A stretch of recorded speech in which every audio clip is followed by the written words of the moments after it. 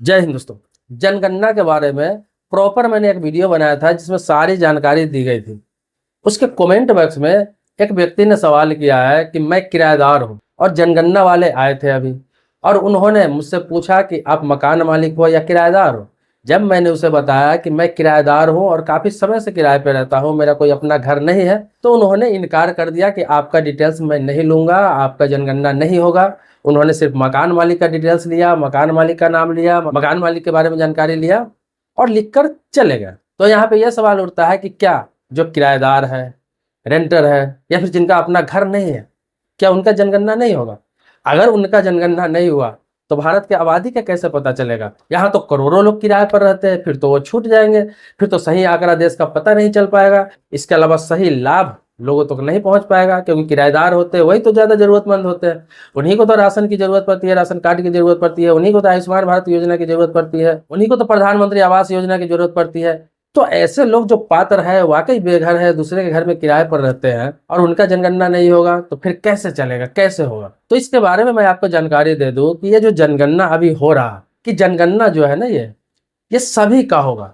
इसमें चाहे बेघर हो, किराएदार हो, मकान मालिक हो, या फिर किसी दूसरे के यहाँ रह रहा हो, एक भी व्यक्ति इस जनगणना में नहीं छूटेगा। इस तरह से प्लान किया गया है डिजिटल तरीके से ऑनलाइन, कि एक भी व्यक्ति इस जनगणना में नहीं छूटेगा और जनगणना सबका होगा।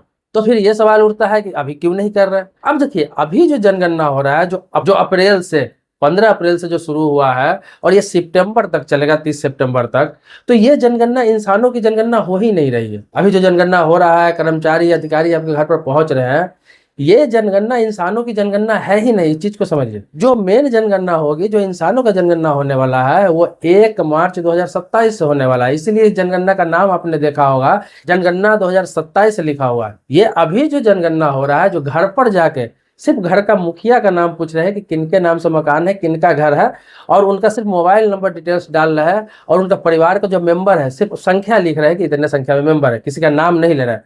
नाम सिर्फ परिवार के मुखिया का और मोबाइल नंबर दर्ज करके चले जा रहे हैं, और वहां का एड्रेस इंक्लूड कर ले रहे हैं। तो ये मकानों की जनगणना हो रही भाई साहब। तो ये जिनके पास मकान है उन्हीं का जनगणना होगा। ये सिर्फ नंबरिंग करने के लिए हर कॉलोनी में, हर गांव में, हर सोसाइटी में, हर क्षेत्र में जो वहाँ के लोकल पदाधिकारी है, जिनको जिम्मेवारी दी गई है, जिनको जनगणना अधिकारी बनाया गया है, वो लोग जा रहे हैं और मकानों का लिस्टिंग कर रहे हैं। नाम, मोबाइल नंबर, एड्रेस, और इस घर में कितने लोग रहते हैं वो संख्या पूछ रहे हैं। इसके अलावा भी कुछ नहीं पूछा जा रहा है। जब मकानों की लिस्टिंग हो जाएगी, तो पता चल जाएगा कि किस क्षेत्र में कितने मकान हैं। मकानों का नंबरिंग पता चल जाएगा, क्योंकि 2011 में जो जनगणना हुआ था, उसके बाद अभी जनगणना हो रहा है 16-17 साल बाद। तो इस बीच में करोड़ों की संख्या में अपने देश में घर बने होंगे नए नए, तो उन घरों की लिस्टिंग भी जरूरी है। तो ये सिर्फ घरों की लिस्टिंग हो रही है। अब उस घर में किराएदार रह रहा है, मकान मालिक रह रहा है, इससे कोई मतलब नहीं है। वो घर की लिस्टिंग हो रही है, घर की नंबरिंग हो रही है। इसीलिए उस घर का मालिक कौन है सिर्फ ये पूछा जाता है, और उनके परिवार में कितने लोग हैं ये पूछा जा रहा है, उनका मोबाइल नंबर लिया जा रहा है। इसके अलावा कुछ भी नहीं किया जा रहा है। तो इसमें किराएदार लोग इंक्लूड नहीं है। किराएदार इसलिए इंक्लूड नहीं है क्योंकि आपके खुद के नाम से भी मकान नहीं है, तो रेंट पर रह रहा है, तो जनगणना का अधिकार आपका भी है। अब क्या, ये जो मकान की सारी लिस्टिंग हो जाएगी ना, जब 1 मार्च 2027 से जो पूरे देश में जनगणना स्टार्ट होगा, उसमें आपका डिटेल्स वो खुद मांगेंगे, चाहे आप किराएदार हो, चाहे आप किसी के यहाँ रह रहे हो, उससे कोई मतलब नहीं है। एक चीज और आपको बता दूं कि जो पहाड़ी क्षेत्र है उसमें 1 अक्टूबर 2026 से ही स्टार्ट हो रहा है। सिर्फ पहाड़ी क्षेत्रों में, जैसे हो गया उत्तराखंड, हो गया हिमाचल, हो गया लद्दाख, हो गया और कश्मीर हो गया, इन सभी जगहों पे 1 अक्टूबर से जनगणना स्टार्ट होगा, इन 4-5 जगहों पे। बाकी पूरे देश में जो है वो 1 मार्च 2027 से स्टार्ट होगा। उसमें जब जाएंगे तो खोज खोज के जनगणना करेंगे कि इस घर में कितने लोग रहते हैं, आपका नाम क्या है, आपके बच्चे का नाम क्या है, आपके परिवार में अगर भाई इंक्लूड है तो भाई का नाम क्या है, मम्मी इंक्लूड है मम्मी का नाम क्या है, पापा इंक्लूड है तो पापा का नाम क्या है। जिसका भी आप लिखाना चाहते हैं, परिवार बनाना चाहते हैं, सबको लिखा देंगे। अगर आप 2 भाई है, 3 भाई है, अगर चाहते हैं कि अलग अलग परिवार में लिखाओ, तो अलग अलग इंक्लूड होगा कि आपके भाई का नाम क्या है, उनके बच्चे कितने हैं, उनके परिवार में कितने लोग हैं, आपके परिवार में कितने लोग हैं, मम्मी पापा के जिसमें दर्ज कराएंगे उसमें लिखेंगे वो। लेकिन एक भी व्यक्ति को वो नहीं छोड़ेंगे। अगर आप चाहेंगे पूरे परिवार का एक साथ जनगणना कराए तो एक ही जगह जनगणना कर देंगे, लेकिन कोई नहीं छूटेगा। अगर आपके मकान में किराएदार रह रहे हैं तो उस किराएदार का भी पूछ के जनगणना करेंगे कि इस व्यक्ति का नाम क्या है, इसके परिवार में कितने लोग हैं, इनके बच्चे कितने हैं, कितने सालों से किराए पर रह रहे हैं, ताकि सरकार को यह भी पता चल सके कि अपने देश में कितने लोग किराए पर रह रहे हैं। तो जनगणना का मतलब यह है कि सारी जानकारी इकट्ठा करना, तो कोई व्यक्ति छूट कैसे सकता है। लेकिन जनगणना तो मेन है कि अभी जनगणना स्टार्ट ही नहीं हुआ।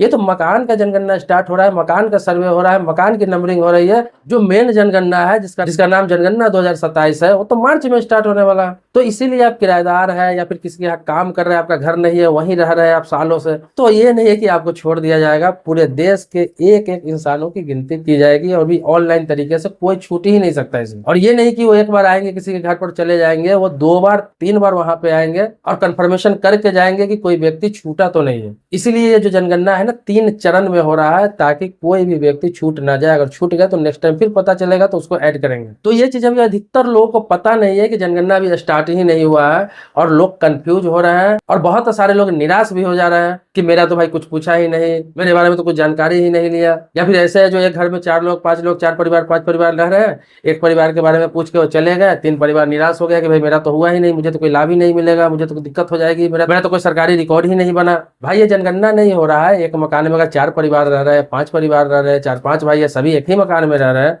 तो वो सिर्फ परिवार के मुखिया का नाम पूछ के ही जा रहा है, किसी का नाम दर्ज नहीं कर रहा है। या मकानों की जनगणना हो रही, बार बार कर रहा हूँ, अभी जो लोगों की जनगणना है वो स्टार्ट नहीं हुई है। तो इसी तरह जो भी चीज समझ में नहीं आ रहा है तो आप सवाल करिए, तो मैं सबको क्लियर करूंगा। मेरा चैनल ही है अवेयरनेस का, मैं अवेयर करता रहता हूँ लोगों को, सच्चाई बताता रहता हूँ आपको। अगर जो चीज समझ में नहीं आ रहा है, सिर्फ जनगणना से संबंधित ही नहीं, किसी लॉ से संबंधित, किसी कानून से संबंधित, किसी गवर्नमेंट स्कीम से संबंधित, किसी प्रकार का रेलवे अपडेट से संबंधित, रेलवे के नियम के बारे में, ये सारी चीजें जो है, जो लोक हित में चीजें होती है, जो जनता के लिए होता है, अगर आपको समझ में नहीं आ रहा है कोई चीज, तो आप कमेंट बॉक्स में लिखते हैं ना, तो मैं उस टॉपिक पर वीडियो बनाता हूँ, आपको क्लियर करता हूँ, ताकि हर व्यक्ति उस चीजों को समझ सके।